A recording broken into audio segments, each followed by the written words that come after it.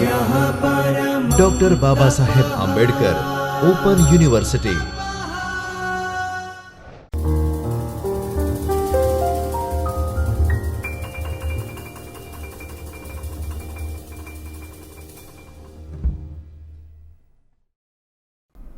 વિદ્યાર્થી મિત્રો, doctor Baba Saheb Ambedkar open યુનિવર્સિટીના ચૈતન્ય સ્ટુડિયોમાં આપનું સ્વાગત છે.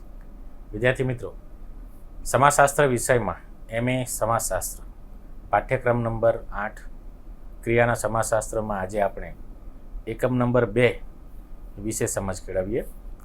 એકમ નંબર 2 જે છે એનું વિસ્તારથી આપણે સમજવું હોય તો એના વ્યાખ્યાન 2-3 જેટલા થાય. એટલે જે કંઈ પણ આજે સમય છે એમાં આપણે જે સમજવાના છે એકમ નંબર 2 એમાં ક્રિયાના સમાજશાસ્ત્રની પદ્ધતિઓ વિશે આપણે સમજ કેળવીએ.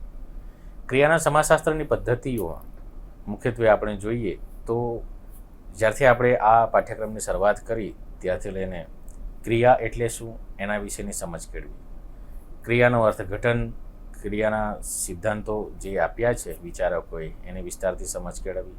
સાથે સામાજિક ક્રિયા એટલે શું એ પણ આપણે વિસ્તારથી સમજ કેળવી. સામાજિક ક્રિયામાં સમાજશાસ્ત્રીઓએ જે સામાજિક ક્રિયા અંગેના સિદ્ધાંતો આપ્યા અને એમાં ક્રિયાના સમાજશાસ્ત્રમાં એક કર્મશીલ તરીકે સમાજશાસ્ત્રીઓની ભૂમિકા કઈ છે એમાં ઓગસ્ટ કોમ્ત વિશે, Karl Marx, Max Weber, Durkheim એ બધા સમાજશાસ્ત્રીઓના વિચારો આપણે સમજ્યા. સાથે એકમ 2માં આપણે ક્રિયાના સમાજશાસ્ત્રની પદ્ધતિઓ જે છે એ ક્રિયાના સમાજશાસ્ત્રની પદ્ધતિઓ વિશે આજે આપણે સમજ કેળવીએ. મુખ્યત્વે આ વ્યાખ્યાનના જે હેતુઓ છે એ હેતુઓમાં જોઈએ તો આ એકમના અભ્યાસ બાદ આપ સામાજિક સંશોધનની પદ્ધતિઓ વિશે વિસ્તારથી સમજી શકશો, સામાજિક સંશોધનના તબક્કાઓ વિશે સમજી શકશો. એટલે કે સામાજિક ક્રિયાને સમજવી હોય, સામાજિક ક્રિયાના સિદ્ધાંતોને વિસ્તારથી સમજી પછી ક્રિયાના સમાજશાસ્ત્રને વિસ્તારથી સમજવા માટે, એનો વૈજ્ઞાનિક દૃષ્ટિકોણ કેળવવા માટે એમાં જે રિસર્ચ મેથોડોલોજી એટલે કે સામાજિક વિજ્ઞાનની જે પદ્ધતિઓ છે સામાજિક સંશોધનની એના વિશેની સમજ કેળવવી ખૂબ જરૂરી બને છે. એના વિષયથી માહિતગાર થવા માટે ખૂબ જરૂરી જે કંઈ પણ એના સંસાધનો, તબક્કાઓ કે મુખ્ય બાબતો છે એ સમજવી ખૂબ જરૂરી બને છે. તો સૌપ્રથમ સામાજિક સંશોધનની પદ્ધતિ વિશે આપ જાણી શકશો. સાથે સામાજિક સંશોધનના તબક્કાઓ જે છે એના વિશે પણ આપ સમજી શકશો. પછીના જે વ્યાખ્યાનમાં છે એના પછીનું જે બાબતો છે એ આવનારા વ્યાખ્યાનમાં પછી વિસ્તારથી આપણે સમજીશું. સૌપ્રથમ સામાજિક સંશોધનની પદ્ધતિઓ વિશે વિસ્તારથી આપણે જાણીએ. ક્રિયાના સમાજશાસ્ત્રની જે પદ્ધતિઓ છે એમાં સામાજિક સંશોધન, એ સામાજિક સંશોધન ક્યારે કહેવાય તો સૌપ્રથમ એક તો સામાજિક સંશોધન જે છે એક વૈજ્ઞાનિક પદ્ધતિ દ્વારા સ્થાપિત જે કંઈ પણ બાબતોનું આપણે સંશોધન કરીએ છીએ એમાં સાયન્ટિફિક એપ્રોચ એટલે કે વૈજ્ઞાનિક અભિગમ લાવવો ખૂબ જરૂરી છે. એટલે સામાજિક વિજ્ઞાન અને સંશોધન વચ્ચે શું સંબંધ છે અથવા તો કઈ બાબતો ખૂબ મહત્ત્વની છે એ આપ અહીં જોઈ શકશો. વિજ્ઞાન વિશેનું જે અર્થઘટન છે એમાં આપણે જોઈએ તો વિજ્ઞાન એટલે વિશિષ્ટ પ્રકારનું જ્ઞાન. વિજ્ઞાન એ જ્ઞાનનો જથ્થો છે. વૈજ્ઞાનિક પદ્ધતિ દ્વારા મેળવેલું જ્ઞાન એટલે વિજ્ઞાન. વિજ્ઞાન એક ચોક્કસ વિશ્વસનીય પદ્ધતિ છે અને એ અનુભવલક્ષી પણ છે.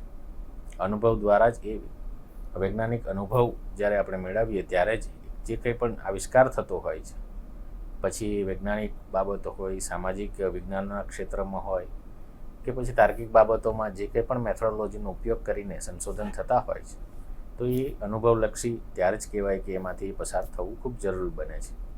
સાથે હકીકતો વચ્ચેનો કાર્યકારણનો જે સંબંધ છે એ કાર્યકારણનો સંબંધ તપાસી એક સિદ્ધાંત તરફ જવા માટે, એક સિદ્ધાંત સ્થાપવા માટે જે કાર્યકારણ, જે કોઈ પણ ઘટના હોય તો એને કાર્યકારણના સંબંધ દ્વારા તપાસીને એ સર્વસામાન્ય નિયમ ઘડવા તરફ જતા હોઈએ છીએ.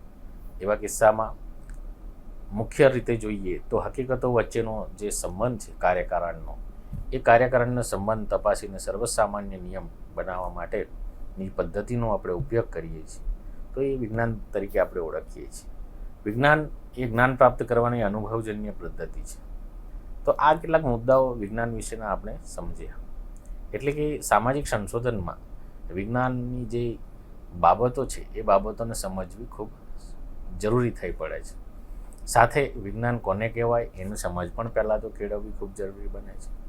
સામાજિક વિજ્ઞાન અને સંશોધન વચ્ચેનો જે સંબંધ આપણે જોયો આ મુદ્દાઓમાં, તો એક તો વિશિષ્ટ પ્રકારનું જ્ઞાન, એ જ રીતે વિજ્ઞાન એ જ્ઞાનનો જથ્થો એટલે કે વિશિષ્ટ પ્રકારનું જ્ઞાન છે. જ્ઞાનનો જથ્થો જે છે એને આપણે વિજ્ઞાન તરીકે ઓળખીએ છીએ. વૈજ્ઞાનિક પદ્ધતિ દ્વારા જે મેળવેલું જ્ઞાન છે એને પણ આપણે વિજ્ઞાન તરીકે ઓળખીએ છીએ. વિજ્ઞાન એક ચોક્કસ વિશ્વસનીય પદ્ધતિ છે કે જેને આપણે કોઈક એવી બાબતો છે જે સ્થાપિત થયેલી છે એને આપણે એ ચોક્કસ પદ્ધતિ દ્વારા મેળવેલું જ્ઞાન છે, આવિષ્કાર છે, તો એ પદ્ધતિ દ્વારા પણ મેળવાયેલો હોય છે. સાથે એમાં મુખ્યત્વે અનુભવજન્ય અને અનુભવલક્ષી પદ્ધતિ જે છે, સાથે નિયમ ઘડવા માટે વૈજ્ઞાનિક પદ્ધતિમાંથી પસાર થવું ખૂબ જરૂરી બને છે. તો આ વિજ્ઞાનનો જે અર્થઘટન, વિજ્ઞાનની જે બાબતો છે એ બાબતોને સમજીએ પછી આપણને સામાજિક વિજ્ઞાન વચ્ચે અને સામાજિક વિજ્ઞાન અને સંશોધન વચ્ચે શું સંબંધ છે એનું બાબતનો આપણને ખ્યાલ આવી શકે છે. તો ક્રિયાના સમાજશાસ્ત્રની જે પદ્ધતિઓ છે એ પદ્ધતિઓમાં આ બાબત ખૂબ મહત્ત્વ થઈ પડે છે. સામાજિક સંશોધનના જે મુખ્ય 3 ધ્યેય હોઈ શકે એ 3 ધ્યેયમાં આપણે મુખ્યત્વે જોઈશું તો હકીકતોની શોધ અને ચકાસણી કરવી, બીજું છે હકીકતો વચ્ચેનો સંબંધ દર્શાવવો, ત્રીજું વૈજ્ઞાનિક સિદ્ધાંત સ્થાપવો. તો સામાજિક સંશોધનના મુખ્ય 3 જે ધ્યેયો આપણે હોઈ શકે એ બાબતો વિશે જાણીએ તો હકીકતોની શોધ અને ચકાસણી કરવી. મિત્રો, આપણે ઇતિહાસના આયનામાં જઈએ ત્યારે આપણને ખ્યાલ આવશે કે આદિમાનવથી લઈને જે નવી નવી શોધો થતી ગઈ એમાં વિચારોની જે કંઈ પણ ગડમથલ થઈ અને એમાં વિવિધ સંશોધનો રૂપે જે વૈજ્ઞાનિક પદ્ધતિઓ વિકસી અને એને કારણે વિવિધ સાધનો શોધાયા. એમાં સામાજિક સુખાકારી માટેના સાધનો હોય. આજે આપણે જોઈએ છીએ કે ઘરગથ્થુ જીવવા માટે, સહેલાઈથી જીવન જીવી શકીએ એના માટે જે ઘરગથ્થુ સાધનો, વૈજ્ઞાનિક સાધનો ઉપયોગ કરીએ છીએ તો એના પાછળ ક્યાંક વિજ્ઞાન સમાયેલું છે અને એ વિજ્ઞાનને આવિષ્કારને કારણે જ આજે આપણને સુખાકારી તરફ લઈ જવા માટે પ્રયત્ન કરીએ છીએ. એક સમયે પૈડાની શોધ નહોતી થઈ ત્યારે આજે આપણે જે વાહનની ભરમાર જોઈએ છીએ શહેરોમાં કે પછી રસ્તાઓ ઉપર, તો એ પૈડાની શોધ થઈ અને પછી જે ગતિનો નિયમ આવ્યો, ગતિના નિયમને ધ્યાનમાં રાખીને વિવિધ વૈજ્ઞાનિકોએ એમાં સુધારા કર્યા, ટેકનોલોજીકલ સુધારા કર્યા અને છેલ્લે ઝડપ કરતાં પણ અતિ ઝડપ આપણે કહી શકીએ એવા બધા આપણે બુલેટ ટ્રેન હોય કે મોટી જે એક્સપ્રેસ ટ્રેનો હોય, વિમાન હોય, તો આ બધા ગતિના નિયમને ધ્યાનમાં રાખીને જે આવિષ્કારો થયા તો એના પાછળની જે હકીકતો હશે વખત એમાં સંશોધનો થતા ગયા, ફેરફારો થતા ગયા, ટેકનોલોજીમાં ફેરફારો થતા ગયા અને છેલ્લે જે કંઈ પણ સુખાકારી માટે, વ્યવસ્થા માટે ખૂબ ઝડપી પહોંચી શકાય. એક સમયે દુનિયા જે વિશાળ હતી, એક દેશમાંથી બીજા દેશમાં જવા માટે મહિનાઓ સુધી જહાજ માર્ગે દરિયાઈ માર્ગે જવું પડતું, એની જગ્યાએ કલાકમાં જ એક દેશમાંથી બીજા દેશમાં જઈ શકાય. એટલી ઝડપી ટેકનોલોજીવાળી, એટલી ઝડપી વૈજ્ઞાનિક આવિષ્કારવાળી ટેકનોલોજીનો વિકાસ કરીને જે કંઈ પણ સંશોધન થયા છે એ આજે એનું પરિણામ છે. તો આમ હકીકતોની શોધ અને ચકાસણી કરવી એ સામાજિક સંશોધનના મુખ્ય 3 ધ્યેયમાંનું આ એક પહેલું જે છે. એમાં હકીકતોની શોધ અને ચકાસણી કરવી. સામાજિક વિજ્ઞાનોમાં આપણે જોઈએ તો કોઈ પણ સામાજિક ઘટનાઓ હોય, સામાજિક કુરિવાજ હોય, સામાજિક મેળાવડો હોય કે સામાજિક કોઈ પરંપરા હોય, ક્યારેક એ સમાજ માટે હાનિકારક નીવડતી હોય છે અથવા કોઈ વ્યક્તિ માટે હાનિકારક નીવડતી હોય છે. તો સમાજ વિજ્ઞાનીઓ દ્વારા કે સમાજશાસ્ત્રીઓ દ્વારા એનું સંશોધન કરવા માટે એ એક્શન રિસર્ચ કરતા હોય છે. એવા કિસ્સામાં કાર્યકારણનો જે સંબંધ છે એ કાર્યકારણનો સંબંધ તપાસીને એના પાછળની હકીકતો કઈ છે, એના પાછળની મુખ્ય બાબતો કઈ છે, કોઈ પણ ઘટના બની છે પછી એ હકારાત્મક હોય કે નકારાત્મક હોય. એક સમયે આપણે જોઈશું તો સતી પ્રથા એ ભારતીય વ્યવસ્થામાં વણાયેલી વ્યવસ્થા હતી, પરંપરામાં. એના કારણે સૌથી વધુ જો અન્યાય થતો હોય તો મહિલા વર્ગે, કારણ કે કૌટુંબિક જીવનમાં પતિનું મૃત્યુ થાય અને પછી એ પતિના મૃત્યુની ચિતા સાથે જ એમની પત્નીએ સતી થવાની જે રિવાજની પરંપરા હતી, તો એક સમયે એ પરંપરા પણ હતી સમાજે સ્વીકારેલી, અને બીજી બાજુ આપણે જોઈએ તો સૌથી વધુ અન્યાય અને ક્રૂર અન્યાય જે કહી શકીએ એવી વ્યવસ્થા તે અમલી થયેલી.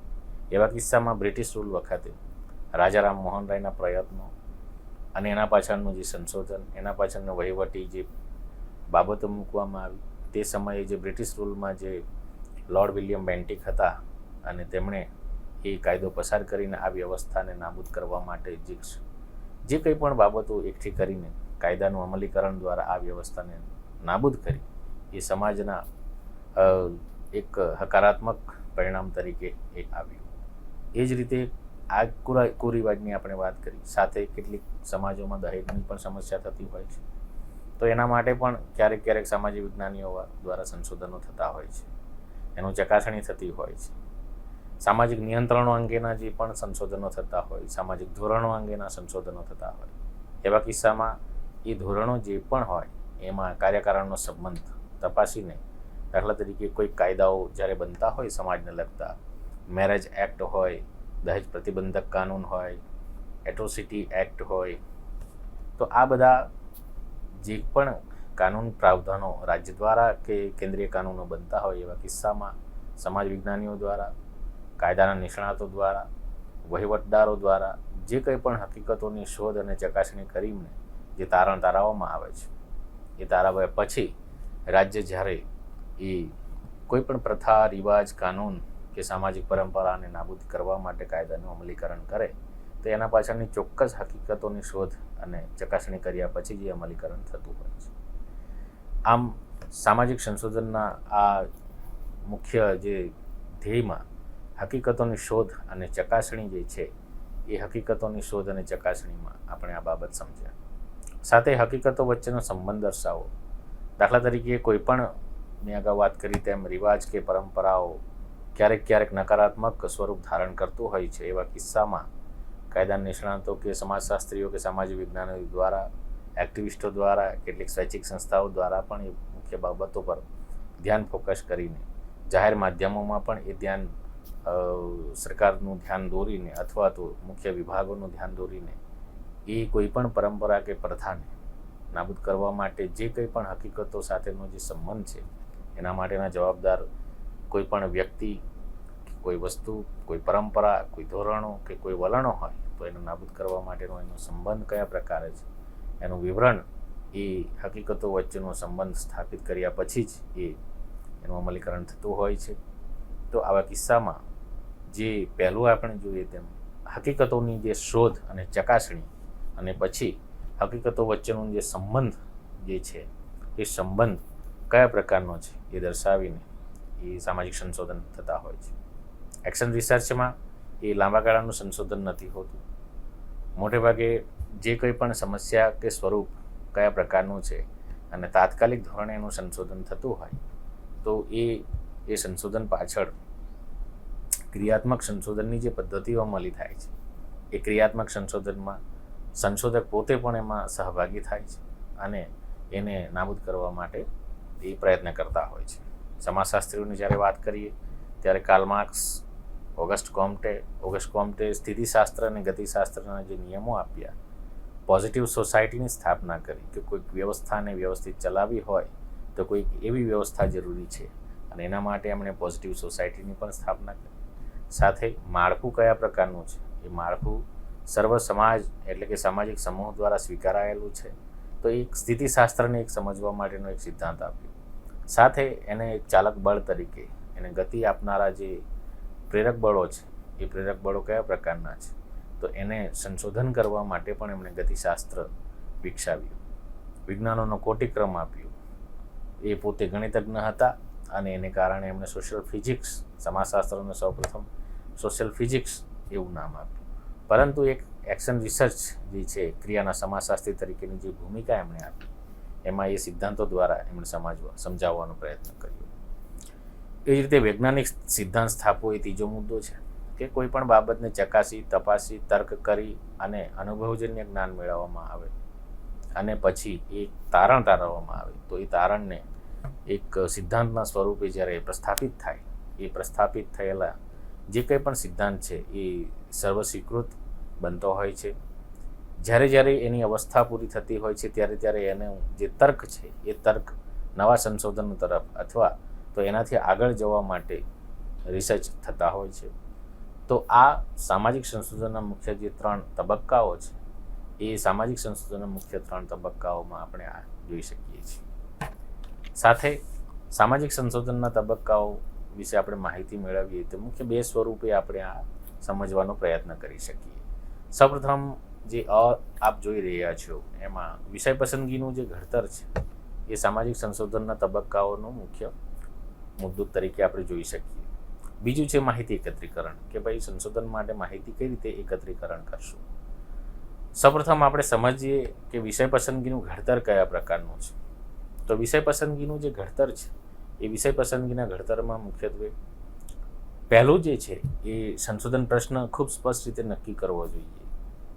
બીજું છે સંશોધન પ્રશ્ન અંગે સાહિત્ય વાંચવું જરૂરી છે, એટલે કે રિવ્યૂ ઓફ લિટરેચર. કોઈ રિસર્ચ સ્કોલર હોય કે પીએચડી એમફિલના સ્ટુડન્ટ હોય એમને ખ્યાલ હોય કે ભાઈ કોઈ પણ સંશોધન પ્રશ્ન એ નક્કી કરે ત્યારે રિસર્ચ કયા વિષયમાં કરવું છે તો એના રિલેટેડ જે કંઈ પણ સાહિત્ય છે એ સાહિત્યને વાંચવું ખૂબ જરૂરી છે. સંશોધનના સાધનો અને વસ્તુઓની મર્યાદા પણ જાણી લેવી જોઈએ, કે જે કંઈ પણ સંશોધન કરી રહ્યા છે તો એના જે સાધનો અને વસ્તુઓ છે એ સાધનો અને વસ્તુઓની મર્યાદાને આપણે સમજવી ખૂબ જરૂરી બને છે એક સંશોધક તરીકે. ચોથું છે સંશોધનનું પ્રશ્નનું કદ અને ગુણવત્તા નક્કી કરવી જરૂરી છે. પાંચમું છે પ્રમાણભૂત અને વિશ્વસનીય માહિતી એકત્ર કરવી જોઈએ. આમ આ જે 5 મુદ્દાઓ આપણે જોયા એમાં સૌપ્રથમ જોઈએ તો સંશોધન પ્રશ્ન ખૂબ સ્પષ્ટ રીતે નક્કી કરવો જોઈએ. ખાસ કરીને કોઈ પણ સંશોધન કરતા હોઈએ. સંશોધન અને ક્રિયાના જે સમાજશાસ્ત્રમાં એક્શન રિસર્ચની જ્યારે વાત આવે તો એક્શન રિસર્ચમાં આપણે જોઈએ તો કોઈ બાળકોની ભણવાની સ્થિતિ કયા પ્રકારની છે. રૂરલ અર્બન ખ્યાલ લઈએ, શહેરી ગ્રામીણ, તો ગ્રામીણ ક્ષેત્રમાં જે કંઈ પણ ભણવાના સંસાધનો ઓછા છે અથવા તો એવા કુશળ શિક્ષકોની જરૂરિયાત ક્યાં ઊભી થાય છે અથવા એવા કયા પ્રશ્નો છે કે જેના કારણે એ રેશિયો જે હોય એમાં એનરોલમેન્ટ રેશિયો હોય કે પછી આઈક્યુનો જે રેશિયો હોય એ તપાસવો હોય તો એક્શન રિસર્ચમાં સંશોધન પ્રશ્ન ખૂબ સ્પષ્ટ રીતે નક્કી કરવો જરૂરી હોય છે. ક્યારેક શીર્ષક આપણે યોગ્ય નક્કી કર્યું હોય પરંતુ એના ઓબ્જેક્ટિવ કે હાઇપોથિસિસ જે છે ઉપકલ્પનાઓ કદાચ અલગ હોય તો એવા કિસ્સામાં પણ સંશોધન અવળા માર્ગે જવાની સંભાવનાઓ રહે છે. સંશોધન પ્રશ્ન ખૂબ સ્પષ્ટ એટલે હોવો જોઈએ કારણ કે એના એકવાર નક્કી થયા પછી એના પછીના જે પગથિયા છે સંશોધનના તો એ વિષયનું એક્સટેન્શન એના હેતુઓને ધ્યાનમાં રાખીને છેલ્લે જે કંઈ પણ તારણ આવે ત્યાં સુધીની એની અસર હોય છે. સંશોધન પ્રશ્ન અંગે સાહિત્ય વાંચવું એટલે જરૂરી છે કે જ્યારે એક્શન રિસર્ચ એટલે કે સંશોધન થતું હોય ક્રિયાના સમાજશાસ્ત્રના પરિપ્રેક્ષ્યથી જોઈએ ત્યારે તો એક રિવ્યૂ ઓફ લિટરેચર એટલે કે સંબંધિત સાહિત્યની સમીક્ષા. દાખલા તરીકે કોમવાદની કોઈ સમસ્યા હોય કે દેશને નુકસાનકારક એવા કોઈ સામાજિક સમસ્યા હોય, કોઈ ગરીબીની સમસ્યા હોય કે આર્થિક સમસ્યાઓ હોય, ક્યારેક પ્રદેશવાદની સમસ્યા પર સંશોધન કરીએ તો એના સંબંધિત લાઇબ્રેરી ગ્રંથાલયોનો ઉપયોગ કરીને જે પણ વિષય આપણે નક્કી કર્યો છે એ વિષયને સંબંધિત સાહિત્ય ભેગું કરીએ, એની વાંગ્મય સૂચિ નક્કી કરીએ, એના અનુસંધાને અનુક્રમણિકામાં દર્શાવેલા મુદ્દાઓ કયા પ્રકારના છે, એ મુદ્દાઓ સંશોધનના શીર્ષક સાથે બંધબેસતા આવે છે કે કેમ, અને એમાં આપેલું વિષય વસ્તુનું અર્થઘટન, એ અર્થઘટનના જે મુદ્દાઓ છે એ આપણા સંશોધન પ્રશ્ન સાથે બંધ બેસે છે કે કેમ, અને જો બેસતા હોય તો એવા કિસ્સામાં એમાં જે સમસ્યાઓ વર્ણવી છે એના જે ઉકેલો છે અથવા તો એના જે હેતુઓ છે, જે મુખ્ય બાબતો આપણને અગત્યની લાગતી હોય તેવી અલગ આપણે તારવીને એક વ્યવસ્થિત વિષય વસ્તુમાં શીર્ષકને ખૂબ મજબૂત રીતે પ્રસ્થાપિત ક્વોલિટેટિવ રિસર્ચની જ્યારે વાત આવે તો એવા કિસ્સામાં એ રિવ્યૂ ઓફ લિટરેચર ખૂબ ઉપયોગી થઈ પડે છે. સંશોધનના સાધનો અને વસ્તુઓની મર્યાદા જાણવી જોઈએ. ક્યારેક બહોળા ક્ષેત્રને ધ્યાનમાં રાખીને કોઈ સમસ્યાને અનુરૂપ કે કોઈ સામાજિક મુદ્દાને અનુરૂપ આપણે સંશોધનનું શીર્ષક જ્યારે નક્કી કરતા હોઈએ છીએ તો એવા કિસ્સામાં આપણા સંશોધનની મર્યાદાઓ વિષય ક્ષેત્ર કે પછી એની જે કંઈ પણ સમયગાળો છે તો એ સમયગાળામાં પહોંચી શકાશે કેમ? તો આર્થિક બાબત હોય, સામાજિક મુદ્દો હોય, ક્ષેત્ર કાર્યને લગતું મર્યાદાઓ હોય કે પછી જે કંઈ પણ આપણો તર્ક છે, જે કંઈ પણ આપણી પદ્ધતિઓ છે તો એ પદ્ધતિઓમાં આ શીર્ષક બંધ બેસે છે કે નહીં, તો એની જે કંઈ પણ ભૌતિક સુવિધાને લગતી વસ્તુઓ અથવા તો જે કંઈ પણ મર્યાદાઓ છે એ મર્યાદાઓને નક્કી કરી લેવી જોઈએ. એ મર્યાદાઓમાં સમય પણ આવી શકે, આર્થિક બાબત પણ આવી શકે, અથવા તો જે આપણી સંશોધનની ક્ષમતા છે એ ક્ષમતા પણ આવી શકે છે. સંશોધન પ્રશ્નનું કદ અને ગુણવત્તા નક્કી કરવી જોઈએ. મુખ્યત્વે જે કંઈ પણ સંશોધન પ્રશ્ન અગાઉ મેં કહ્યું તેમ એક એનું કદ એટલે ક્ષેત્ર કયા પ્રકારનું છે. જો એનું ક્ષેત્ર એના હેતુઓને ધ્યાનમાં રાખીને આપણે ક્ષેત્ર નક્કી ના કરીએ તો એવા કિસ્સામાં એનું ક્ષેત્ર પણ બદલાઈ જવાની સંભાવનાઓ છે. ઉત્તરદાતાઓ કે પછી સેમ્પલ નિદર્શ જે છે એ નિદર્શની સમષ્ટિ, એ સમષ્ટિનું ક્ષેત્ર બદલાઈ જવાની સંભાવનાઓ હોય છે. આવા કિસ્સામાં સંશોધન ગુણવત્તાલક્ષી થતું નથી. તો સંશોધનનું પ્રશ્નનું કદ જે છે એ સંશોધન પ્રશ્નનું કદ અને ગુણવત્તા નક્કી કરવી ખૂબ જરૂરી બને છે. સાથે પ્રમાણભૂત અને વિશ્વસનીય માહિતી એકત્રિત કરવી જોઈએ. છેલ્લે આપણે જ્યારે સંશોધન ક્ષેત્રમાં જ્યારે જતા હોઈએ ત્યારે ફોર એક્ઝામ્પલ એથનિસિટીનો પ્રોબ્લેમ હોય, વંશીય આનુવંશિકતાને ધ્યાનમાં રાખીને બે જૂથો વચ્ચેની અથડામણો થતી હોય, કોમી અથડામણો થતી હોય, આવા કિસ્સામાં ક્યારેક ભૌગોલિક ક્ષેત્ર બદલાતું હોય, ક્યારેક સામાજિક ક્ષેત્ર બદલાતી હોય, ક્યારેક આત્મલક્ષીપણું આવી જવાની કેટલીક સંભાવનાઓ પણ હોય છે. આવા કિસ્સામાં જે પ્રમાણભૂત માહિતી અને વિશ્વસનીય માહિતી માટે સતત વારંવાર એ ક્ષેત્રમાં જઈને જ્યાંથી પણ માહિતી લેવાની છે ત્યાં જે માહિતીદાતા છે એમની પાસે આપણે પણ પૂર્ણ વિશ્વાસથી કે જે કંઈ પણ માહિતી આપવાના છે એ સાચી જ આપે છે, આપણે લઈ રહ્યા છીએ માહિતી ચકાસીને આપણે લખાણ કરવું જોઈએ. એને ડાયરી નિભાવીને એનું વિષયવસ્તુ નક્કી કરીને વારંવાર એને ચકાસીને ચર્ચા વિમર્શ કરીને જે કંઈ પણ પ્રશ્નો હોય એ પ્રશ્નોનું નિરાકરણ કરવા તરફ જઈને માહિતી એકત્ર કરીને વિશ્વસનીય જે બી માહિતી છે પછી વિવિધ સંશોધનની જે ટેકનિક્સ છે એ ટેકનિકનો ઉપયોગ કરીને માહિતી એકત્ર કરવાનો પ્રયત્ન કરવો જોઈએ. તો આ સામાજિક સંશોધનના જે તબક્કાઓ આપણે 5 જોયા તો એમાં એક્શન રિસર્ચમાં, ક્રિયાના સમાજશાસ્ત્રમાં એ ખૂબ જરૂરી થઈ પડે એમ છે. સાથે માહિતી એકત્રીકરણની જે પદ્ધતિઓ છે એ આપણે આવનારા વ્યાખ્યાનમાં વિસ્તારથી સમજીશું. એના પહેલાં આ જે બાબતો છે સામાજિક સંશોધનના જે આપણે સમજ્યા સૌપ્રથમ કે સંશોધનમાં વિજ્ઞાનની જે આખી અર્થઘટન, એ વિજ્ઞાન કોને કહેવાય, કયા પ્રકારનું વિજ્ઞાન હોઈ શકે, વિજ્ઞાન અને સામાજિક સંશોધનમાં શું સંબંધ છે એ આપણે સમજીએ. સાથે જે ધ્યેયો છે કે ભાઈ હકીકતોની શોધ અને ચકાસણી, હકીકતો વચ્ચેનો સંબંધ, વૈજ્ઞાનિક સિદ્ધાંત સ્થાપવા સુધીની જે પ્રક્રિયાઓ છે એ સામાજિક સંશોધનના મુખ્ય તબક્કાઓ તરીકે આપણે જોઈએ છીએ. એ સામાજિક સંશોધનના તબક્કાઓમાં મુખ્યત્વે જે 5 મુદ્દા આપણે વિષય પસંદગીનું ઘડતર કે સંશોધન વિષય કઈ રીતે નક્કી કરવું, એનું ઘડતર કઈ રીતે કરવું, તો આ જે 5 મુખ્ય બાબતો આપણે સમજ્યા એના પછીનો જે વ્યાખ્યાનમાં આપણે આ બની જે માહિતી છે, માહિતી એકત્રીકરણની પદ્ધતિઓ, એ માહિતી એકત્રીકરણની પદ્ધતિઓ સાથે પુનઃ આપણે મળીશું. ત્યાં સુધી આ બાબતને આપ સમજશો. સાથે આ ચર્ચા પરથી 2 જે સ્વાધ્યાય માટેના પ્રશ્નો છે એના વિશે આપ વિસ્તારથી તૈયારી કરજો. પરીક્ષાલક્ષી અથવા તો સામાજિક સંશોધનના જે સમજવા માટે ખૂબ જરૂરી બને છે. સ્વાધ્યાય દ્વારા પણ એનો આપણને ખ્યાલ વધારે આવશે. પહેલો છે સામાજિક સંશોધનની પદ્ધતિઓ વિશે મુદ્દાસર સમજાવો. સામાજિક સંશોધનની પદ્ધતિઓમાં ક્રિયાના સમાજશાસ્ત્રની જે પદ્ધતિઓ છે એ ક્યાંક અમુક મુદ્દાઓમાં અલગતા આવતી હોય છે, તો એને પણ વિસ્તારથી આપ સમજજો. એના માટે આપ લખી શકશો. સામાજિક સંશોધનના તબક્કાઓ કયા પ્રકારના છે? એ સામાજિક સંશોધનના તબક્કાઓમાં 2 રીતે આપ જોઈ શકશો. એક તો સામાજિક સંશોધન અને વિજ્ઞાન વચ્ચેનો સંબંધ, અને એના પછીની જે પદ્ધતિઓ છે એ સાથે ક્રિયાના સમાજશાસ્ત્ર એટલે કે એક્શન રિસર્ચ, ક્રિયાત્મક સંશોધન છે એ ક્રિયાત્મક સંશોધનને સમજવા માટેના જે તબક્કાઓ છે એ તબક્કાઓને વિસ્તારથી આપ એ એનાલિસિસ કરીને આપ ક્રિયાના સમાજશાસ્ત્રને વિસ્તારથી સમજવા માટે આપણને એ ખૂબ ઉપયોગી થશે.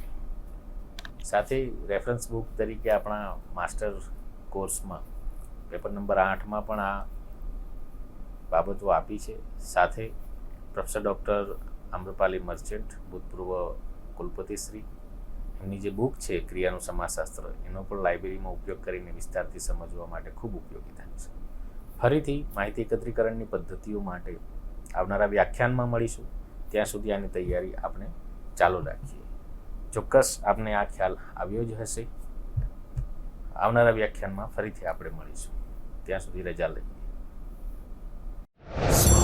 स्वाध्यायः